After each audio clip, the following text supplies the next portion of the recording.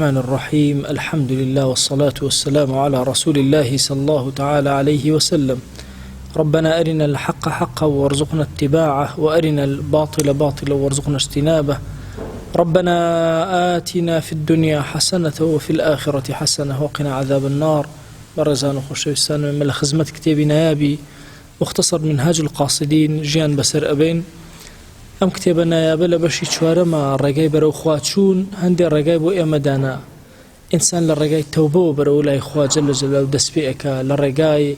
یا لە دەرگانەی سەبر و شکر ئەدا کە بەرەو لای خوا جەل جەلالوهو ئەڕوا، یان لە ڕێگای خەوف و ڕەجاءەوە ئەڕوا. ئەمڕۆ ئەوێ باسی شتێکی گرنگمان بۆ بکە، ئەویش ئەوەیە بەچی ئێمە خەوف بەدەست ئەهێنین. ترسان لە خوا جەل جەلالوهو ئینسان چۆن بەدەستی ئەهێنێ. أفرمي بزانا فصل كتابتي دانا وفي بيان دواء الذي يستجلب به الخوف أو دوائك وبهوية وإنسان أتواني أكري خوف لخوا جل جلاله بخي كسبك ودزجيري بك بزانا بدور رجاء إنسان أما يدس أكي دزجيري أبي يعني وايليتك خوفي خوا ظالبه بس الضليا يكميان لدوهميان زور جورتر. أفرمي شون النمونة أما بالنمونة إمام غزالي ومن باسا كان نمونة كبم شوازية. أفرمي منالك بشوك بكرجورك وبكرشوينك و درندق لدرندكان يان مارق لماركان بخرجورة ولاي هستكي أمنالا ناترسي ده سبب ماركا ياري لقلاءك أقر بيتو خوي بتنهابه يالا درندك شيري بكرجورة ولاي بهمان شواز كاتي كزاني یا کەسێکی گەورە لەوێ بوو، مەسەن باوکی لەوێ بوو، باوکی کەمارەکە ئەبینە ڕائەکە، مناڵەکەش بە دوای ڕائەکە ئەترسێ. ئەفەرمێ ئەم باوکە بەهۆی عیلمەوە ڕائەکە، چونکە عیلمی هەیە ئەم مارە زەرەردەرە، بەس ئەم مناڵە بەهۆی عیلمەوە ڕاناکە، بەهۆی تەقلیدەوە ڕائەکە، شوێن باوکی ئەکەوێ. ئەفەرمێ ئەم دوانە چەند جیاوازن لەگەڵ یەکترا، بە هەمان شێوازە ڕێگای ترسان لە خوا جەل جەلالوهو ئەبەو شێوازەیە دوو بەشی هەیە. ئەڵێ بزانە ئەم دوو بەشەیەکیان ئەوەیە ئینسان لە عەذابی خوا بترسی، بترسێ لەوەی خوا عقوبەی بدا، بترسێ لەوەی لە ئاگرا خوا جەل جەلالوهو عقوبەیەکی قورسی بدا. ئەفەرمێ عامەی خەڵک ئەم جۆرەیان هەیە، ئەم جۆرە ترسە لە دڵیانە هەیە بەرامبەر بە خوا جەل جەلالوهو. هەموو ئینسانێک ئەمەی بۆ حاصڵ ئەبێ کاتێکەوە بەهەشت و ئاگر ئەزانێ، کاتێ ئەزانێ ئەگەر تاعەتی کرد بەهەشت جێگەیەتی و هاتو خراپەی کرد و مەعسیەتی کرد جەهەنەم جێگەیەتی. ئەم حاڵەتەی بۆ دروستە بێ کە بۆ حاڵەتی یەکەم بریتێ لەوەی کە بترسێ لە عەذابی خوا جەل جەلالوهو. زۆر کاتیش ئینسان ئەم خەوفە لەوە چەند ئیمانی بەهێز بێ، چەند ئیمانی لاوێز، چەند غەفڵەتی زۆر بێزاڵ بێ بەسەریا، ئەوەندە زیاتر ئەم جۆری خەوفە لەلای ئەم کەسە دروستە بێ و گەورە ئەبێ. دەی ئەو غەفڵەتە بەچی لەسەری لا ئەچێ؟ بەوەی کە زۆر بیر کاتەوە، چکە بیرکردنەوە بەرەو ئەوەی ئەبا کە بیر لە ئاخرەت کاتەوە. ئینجا سەیری هەمیشە حەز ئەکا هەوڵ ئەدا لە مەجلیسی ئەو کەسانە دابنیشێکەوە کەسانی خائف بوون لە خوا، ترساو بوون لە خوا، و حەز ئەکات دائیمە گوێ لە هەواڵ و مەقامی ئەوان. ئەمە مەقامی یەکەمە، ئینسان لە عەذاب بترسێ. ترسان ترسانە ئەجری لەسەر وەرەگرێ، بەڵام ئەم جاریان لە ئاگر ئەترسێ، لە جەهەنەم ئەترسێ. خەوفی ئەوەی هەیە کە خوا جەل جەلالوهو لێ تووڕە بێ لە جەهەنەمە هەتا بیهێڵێتەوە. فەرمێمە جۆرێکە. جۆری دووهەمیان ئەوەیە لە خودی خوا خۆی بترسێ، باسی ئاگر و بەهەشت نییە، لە خوا جەل جەلالوهو خۆی ئەترسێ. ئینجا بیرەکاتەوە لە عەذابی ئاخرەت کاتێکەوە ئەفەرمێ ئەم جۆرە خەوفێکە کە عولەما زۆر گەورەکان، عاریفە زۆر گەورەکان ئەم حاڵەتیان بۆ دروستە بێ کە لە ذاتی خوا جەل جەلالوهو بترسن. خوا گیان ئەفەرمێ وەیحەذیڕکم الله نەفسە، خوا جەل جەلالوهو تەحذیرتان ئەداتێ بە خۆی، بە تووڕەیی خۆی، بە صفاتی منتەقیمی خۆی، بە صفاتی مێرسادی خۆی. خوا جەل جەلالوهو کاتێک کە هەر یەکێک لە ئێمە ئەم جۆرە خەوفە لە ناخێ دروستە بێت لە خودی خوا بترسێ، نەک لە جەهەنەم با بڵێن بترسێ یان نەچوونە بەهەشت بترسێ، نە، لە عاجزبوونی خوا جەل جەلالوهو بترسێ. خەمی ئەوەی بێ کە خوا جەل جەلالوهو عقوبەی بدا، عەذابی بدا لەسەر ئەوەی جوان عەبدایەتی نەکردووە، سەرپێچی ئەوی کردووە. وەلحاڵ ئەم مەقامی دووەم مەقامێکی زۆر بەرزە. مەقامی یەکەم عامەی خەڵکەیەتی لە ئاگر و نار بترسێ، بەس مەقامی دووەم مەقامێکی گەورەیە، لە خودی خوا جەل جەلالوهو ئەترسی، لە صفاتی ئەو ئەترسی. ئیتر هەیبەت و خەوفێکی گەورەی ئەو لە دڵتا دروست ئەبێ. ئینسان سبحان الله کە ئەم حاڵەتەی بۆ دروست بوو و زانانی پێشوو کە ئەم حاڵەتیان بۆ دروست بوو خۆیان جەل جەلال و زاتی ئەویان زۆر خۆشویستووە، حاڵەتێکی سەیریان بۆ دروست بووە. ئەویش ئەو حاڵەتە ئەوە بووە تەنها خەمی ئەویان بووە چۆن ڕابوەستن لە بەردەم خوا پرسیانیان لێ بکەن نەتوانن جواب بدەنەوە، چۆن حەجب بکرێن لە خوا دوورکەونەوە لە خوا نەبینن. ئەمە بەلایەنەوە مەطلبێکی زۆر گەورە بوو و زۆر هەوڵیان بۆ داوە. بۆیە عەزیزانم مەسئلەی ئێمە بۆ ئەم مەقامی دووەمە ئەبێ بەڕاستی بکشین. مەقامی یەکەم مەقامی عامەی خەڵکە، هەموو خەڵکی ئەو حاڵەتەی بۆ دروستە بێ کە لە جەهەنە خەمی نەچوونە بەهەشتی هەبێ و ترسی چوونە دۆزەخی هەبێ. ئەفەرمێ قال ذنون ئەفەرمێ خوف النار عند خوف الفراق، ئەفەرمێ ترسان لە ئاگر لەو کاتە ئەبێ کە بترسی فراقە لەگەڵ خوایە هەبێ دوورکەویتەوە لەو ئەفەرمێ خوف النار عند خوف الفراق، ترسان لە ئاگر بەچاو ترسان لە فراقی خوایە جەل جەلاله وەکو یەک قەترە وایە لە دەریایەک. ئەگەر بێنە پێشەوە ترسان لە خوا جەل جەلاله دەریایەک بێ، ترسان لە ئاگر یەک قەترە ئاو، یەک قەترە ئاو. جا بیرکەرەوە فارغ لە بینیانە چەند زۆرە. ئەفەرمێ ولعامة الناس حظ من هذا الخوف، ئایا عامەی خەڵکی یعنی ئەجر وەرەگرن لەسەر ئەو ترسە؟ بەڵێ ئەجری لەسەر وەرەگرن، با لە ئاگریش بترسن، ئەجری خۆیان وەرەگرن کوچە لە پشتی ئاگرەکەوە خوا جەل جەلاله و خەوفی ئەوەیان لێ ئەکە لە ئاگریش بترسن. بەڵام ئەم جۆری ترسیان تەنها تەقلیدێکە، بالضبط وەکو ئەو مناڵە وایە کە لە مارەکە ئەترسێ لە بەروی باوکی ڕائەکە، وەکو ئەو کەسە وایە کە کاتێک کەسێک تەنها لە ئاگر بترسێ. ئەفەرمێ ئەمە تەقلیدێکە، بالضبط وەکو تەقلیدی مناڵەکە تەقلیدی باوکی ئەکاتەوە، ئەو تەقلیدش هێواشە بێتەوە زیادەکە. عەقائیدی تەقلیدیش ئەڵێ ئێمە هەومان ئەزانین کە زۆر لاوازە لە ئەغڵەبی کاتە تەحمل ناکە، ئیلا مەگەر کەسێک مشاهدەی بە قووەتی هەبێ وەکو غەزالی ئەفەرمێ. طبعا مسائلی سبحان الله مسائلی خوف لخوا جل جلاله وهێزی خەوفەکە و لاوازی خەوفەکە کە لە ئینسانە ئایا تەقلیدە وەکو مناڵەکە یا معریفەتە. هەرچی کەسمان هەیە لە سەرەتای حیاتی بە تەقلید دەست پێ بکە، بەڵام بە مشاهدەی خوا جل جلاله. گەنجێک شتێکی جوانی نووسی بوو جارێک، ئەڵێ کە مناڵ بووم هەمیشە پرسیارم ئەکرد خوا لەکوێیە، بۆ نایبینم، ئێستا هەموو ساتێک ئەیبین، هەموو ساتێک. بۆ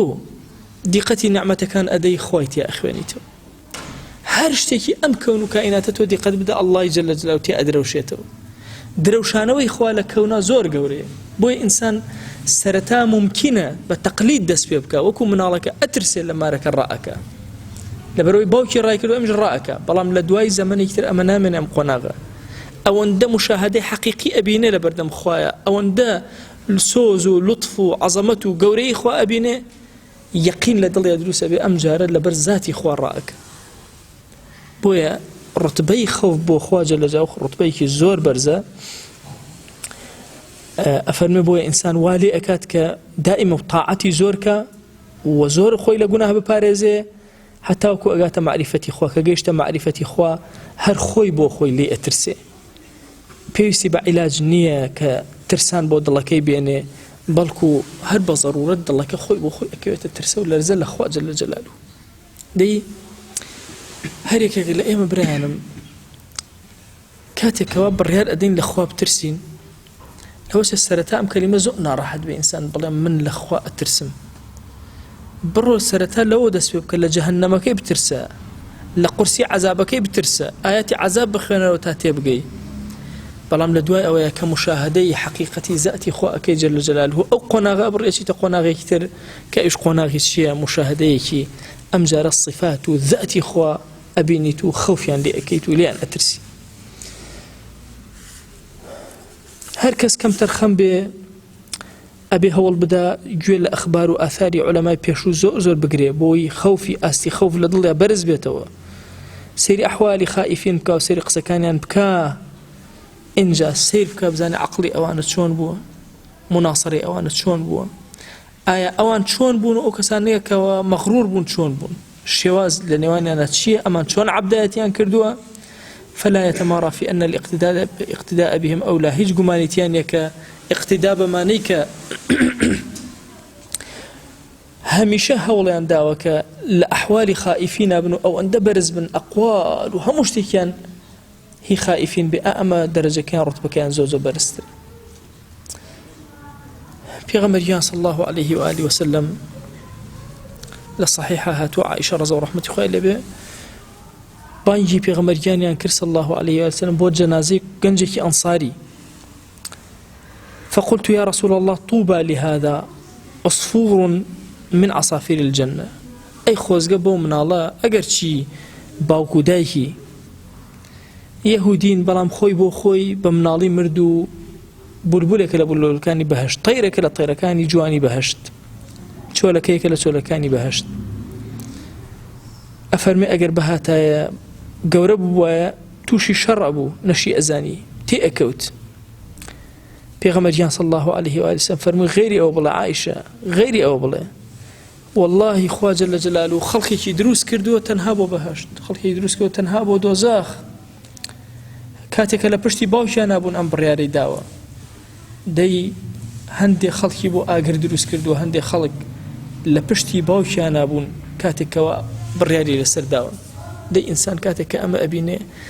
خەوفێک لە دڵیا دروستە، ئەترسێ لە عاقبەتی خۆی، ئەترسێ ئەم دنیای بەبێ ئیمانی بەجێ بێڵێ. ئەم خەوفە زۆر گرنگە، ئینسان بترسێ لەوەی بچێتەوە حضوری خوا جل جلاله بە کۆڵی گوناه و بە شەرمەزاری. و بۆیە ئەفەرمە سەیری وتەی ئەم زانە گەورانە کاتێکە لە قورئانە و لە غەیری قورئان لە سونەنی پێغەمبەریانە صلی الله عليه وسلم و لە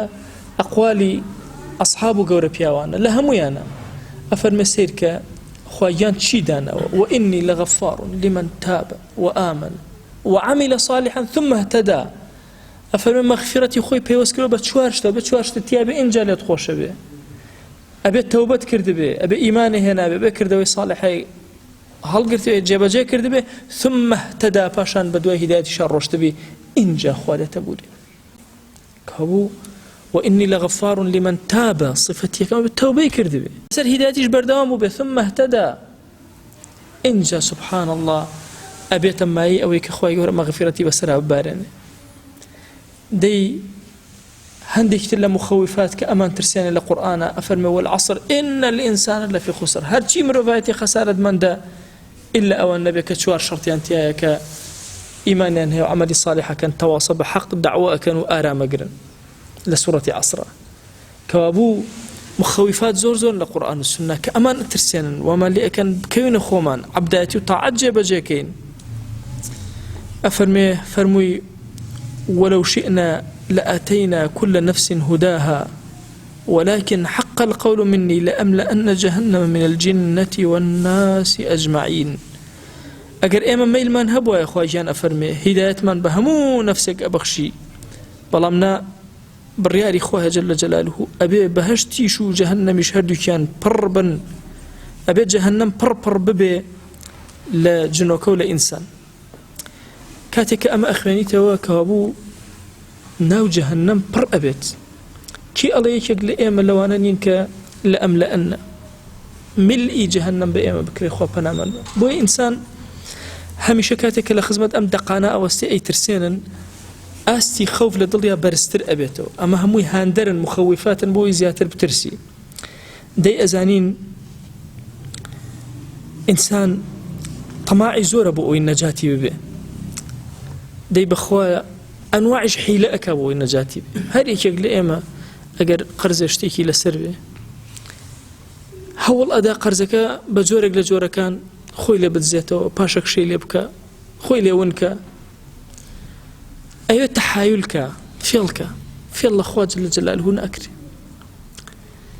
هريك يقل إيما كاتكوا ترسان لخوا للضليا جيرو بهي الشوازك تواو تحايلي نامنه تسليم به أفرمي غزالي دي هيت شار سريكت النية إلا تسليم بون ببخوا تسليم ببخوا جل جلاله بو يرزقارد به لو هم بلايك روتي إكا لو هم هرشاني خوا جل جلاله بو النجاة به أفرمي أجر أو نبي خوا جل جلاله لطفي كردو بو كسانيك وأين هاسن